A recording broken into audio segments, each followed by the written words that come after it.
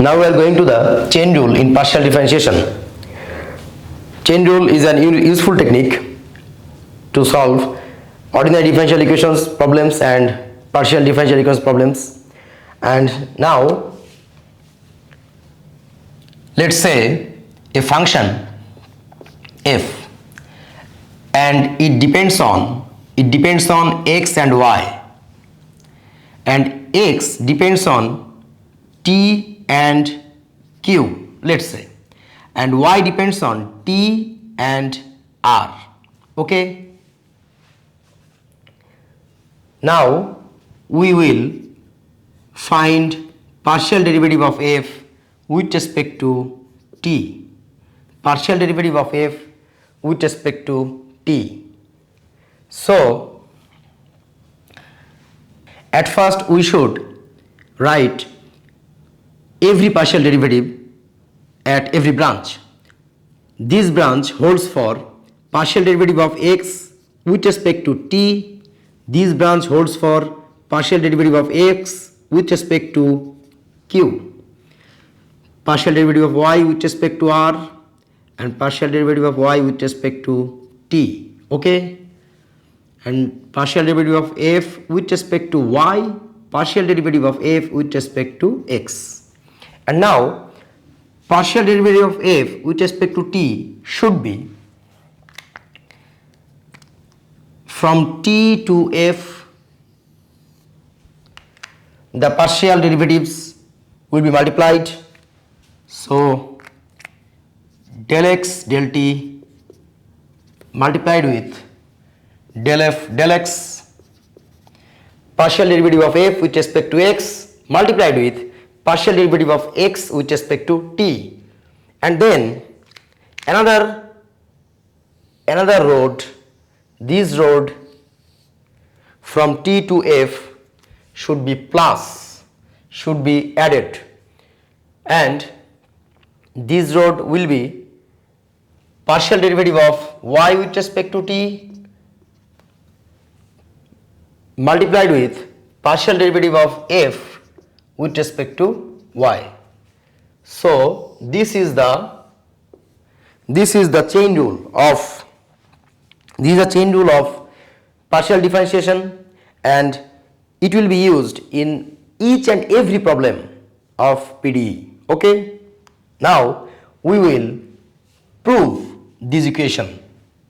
So let's go to the proof.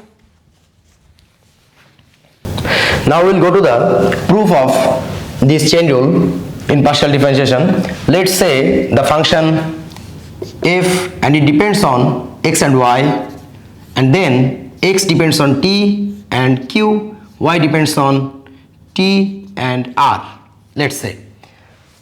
Now we will start by the definition of derivative, in fact definition of partial derivative by limit of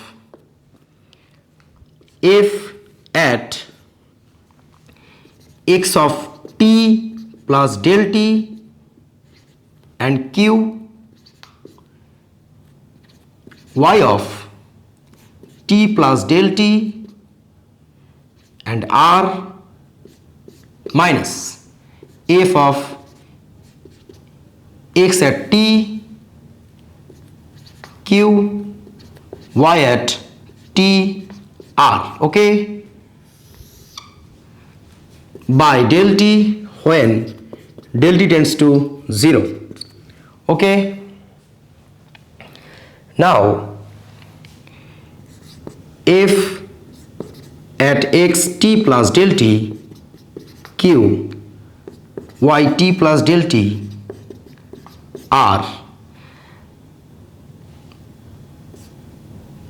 minus, we will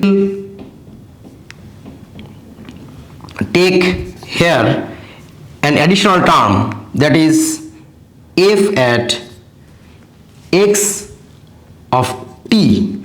This is t plus del t, x at t plus del t, but here we will take x at t, q, but y is unchanged. Okay, so we took we took that y is unchanged. So here y is unchanged, but x is changed by del t.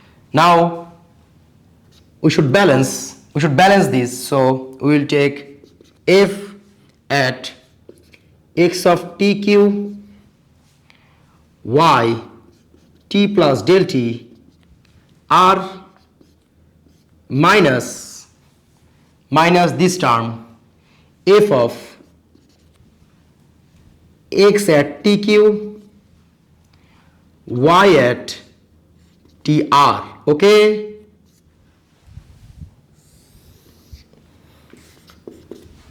limit del t tends to 0. Now we should separate this portion and this portion.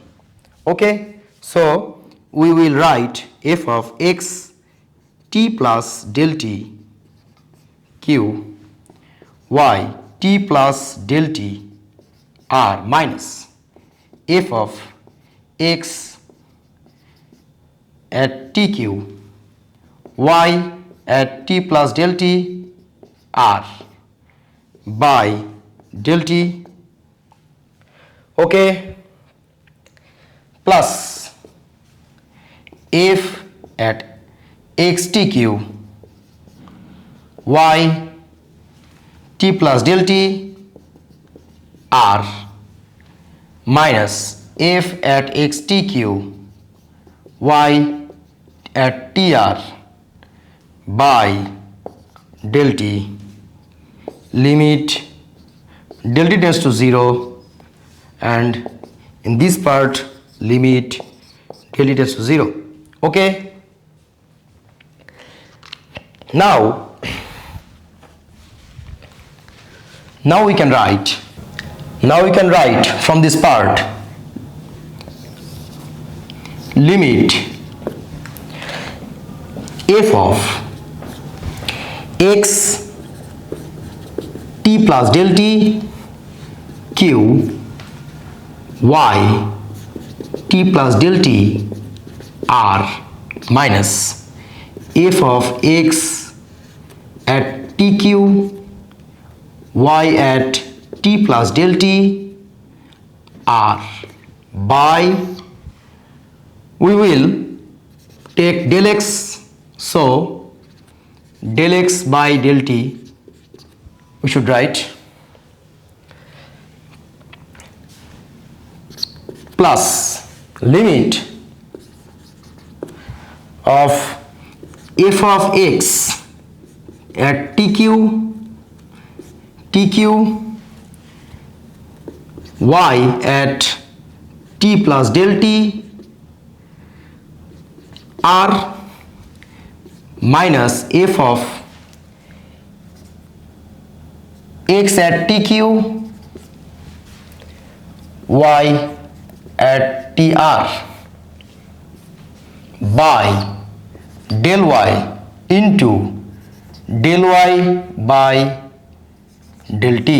Okay, now we will show the corresponding variable. Here the variable is x, so here we should write del x tends to 0, and this part we should write limit del t tends to 0. This part we should write del y tends to 0, and this part we should write limit del t tends to 0. Okay, now look at this part. Here y is fully unchanged. Y is fully unchanged, but x is changed by the effect of del t. So this is partial derivative with respect to x, because x is changing but y is unchanging. Y is unchanged. Okay, so we will write this part. As partial derivative of f with respect to x, and this part we will write partial derivative of x with respect to t Why this is partial? Because x is a function of t and q, and here only t changes but q is unchanged. So this is partial derivative. But if x is the only function of t, this is not partial derivative. This would be ddt of x. This would be ddt of x. That means dx dt. But now this is partial derivative. Plus here this part. In this part, x is unchanged. X at tq. So x is unchanged, but y is changing because here y at t plus del t r, but here y at tr. So y is changing by the effect of del t. So this part will be partial derivative of f with respect to y, and this last part is similarly partial derivative of y with respect to t. This part, why it is partial? Because y is function of t and r. So here only t is changing but r is not changing. So this is partial derivative. But if y is the function of only t, then it will be dy dt. Okay, so we will got the chain rule in partial differentiation.